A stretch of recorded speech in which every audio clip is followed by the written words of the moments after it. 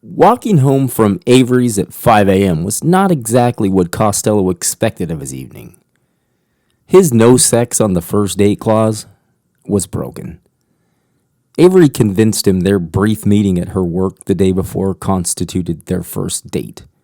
She was rather compelling. After coming to terms with the news about Jenna's parents and deciding to stay out rather than running home, they really turned up the drinking. Sundays at La Cita are hard to get away from, and this one had a special shine. Costello reminded Avery she promised an itinerary he would enjoy, and she responded in a manner he will never forget. They took a car into Chinatown, where she had a friend working at a lounge. They promoted from beers and tequila shots to neat pours of top-shelf añejo, right up Costello's alley. He was torn between cleaning himself up and showing Avery what an absolute dumpster for good tequila looked like. He went with the latter and put a pin in the back of his mind where he knew he had to cut himself off. Not so much because he worked the next day, more so because he didn't want Avery to see him engaging with any of the folks who slipped through the ether occasionally to join his party. It went well. They had a few pours and then back into downtown where they found a food truck and a bench to share veggie and potato tacos. Avery's a vegan and Costello eats meat, but could be a vegan when necessary. He would have succumbed to some al pastor, but vegan tacos have come a long way. The demographics in more and more areas of Los Angeles began to cater to this hipster way of life. Then it just became a way of life. Children of migrants assimilated to the culture and later showed their parents it wasn't just a passing phase, but a culture of cuisine they could really get behind. While they were eating their tacos, Costello started to drift a bit. Avery caught him in a pocket and immediately engaged to keep him grounded and talking to the people in their dimension. Avery hadn't yet told Costello she was a huge advocate for plant medicine and very aware of the behaviors when one slips into another dimension. We all hold our cards close. Avery wasn't sure when or how to talk to Costello about her experiences with DMT, psilocybin, and ayahuasca. Costello began emptying his thoughts about Tal. He never spoke with him about his citizenship, but sensed a life full of adversity, travel, and acclimatization. The death of Tal weighed heavy on him.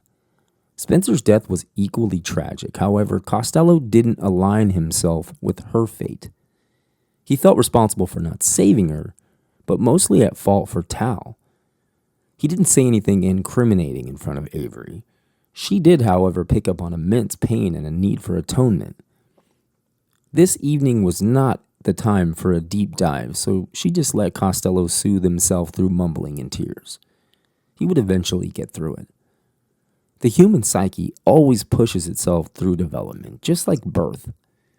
Costello eventually started back into his tacos and asked for a beer. It was just shy of 2 a.m., so she ran over to a market nearby and grabbed a six-pack of blackberry goza. Figured he's drunk enough, he wouldn't care if she indulged herself.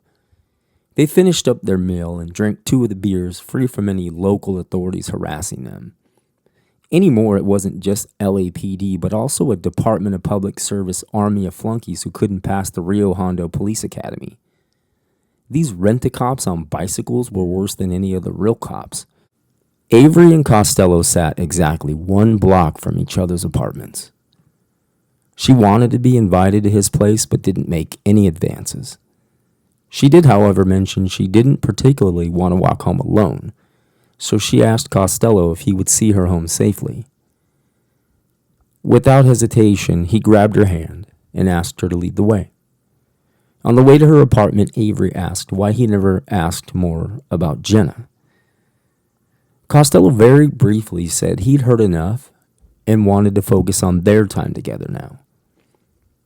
As they neared her apartment, Avery stopped Costello and stared at his face while she ran her freshly applied fingernails across his cheeks and neck. Costello fell victim to her and they kissed briefly under the awning of a Greek market. He joked and asked if she lived above the market, trying to escape with his unwritten bond to save any sex for a later date. Avery wasn't having it. She spoke her piece about Costello recognizing this as their second night together and asked him to stay. He agreed, without hesitation. As Costello was walking home, he went through every scenario, ensuring he met the criteria of his clause. He had no reservations about being with Avery. In fact, he couldn't stop thinking about her. He just wanted to make sure she would never see him as someone who sought her out for sex. His old-school morality was binding him up in knots. Aside from all of this, now he has the dilemma of staying up until his shift at 8 a.m. or trying to squeeze in an hour and a half of sleep. Get some sleep and run the risk of oversleeping? Stay awake and possibly fall asleep at work? Costello got to thinking on how he's not even getting paid to work. He volunteered himself for this shit. He's picturing himself like the guy from that old cult classic who kept emphasizing that he wasn't even supposed to be at work that day. Plus, he's really got Avery on the brain. Final decision. Get a quad espresso and a Red Bull and power through as long as you can. Call the boss when the tank starts to run dry and clock out. She'll be fine. Sometimes having all that blockchain money made him act like a charlatan. Costello got home and into the shower. He had a whole lot of last night that needed washed off, while some of it he was sad to see go. He got to thinking about how this rapid-fire relationship with Avery even happened. In less than a full weekend, he's gone from babbling recluse to sexually active with the girl who got away, but somehow set him up with her friend, and then years later cosmically aligns their paths. He got to thinking about when she was scratching his face, and he decided not to shave. He's going to kick this tour off to Maine in less than 2 weeks anyway, so why not grow a beard? In his entire life, he'd never grown a beard. Not even during that horrible phase from 2015 to 2020 when every swinging dick grew one. Even the poor fuckers who couldn't grow a decent beard felt compelled to convince their friends the few patches across their face were in fact a real man's beard. It was a sad time. Costello's dad grew a decent beard, so he figured he would be okay. He knew it was rumored the strength and body of your hair comes from your mother's side. Well, her father grew a great beard as well, so Costello figured his integumentary system was nice and healthy. While rummaging around for a beard trimmer, Costello came across the razor he used to shave his body. He remembered the toast, verbatim. Here's to ice-cold baptisms, demonizing martyrdom, and shaving your body by candlelight. Everything became circular. His morality was challenged once again. It was like a firebomb was thrown into his apartment.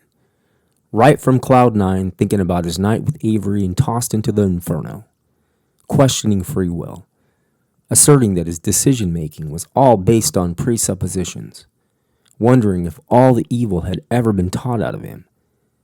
The razor was now a totem from the night on his birthday when he shaved his body and performed some questionably ritualistic body movements, the same ones he did the night Talon Spencer died. Costello promised himself he would atone for his poor judgment.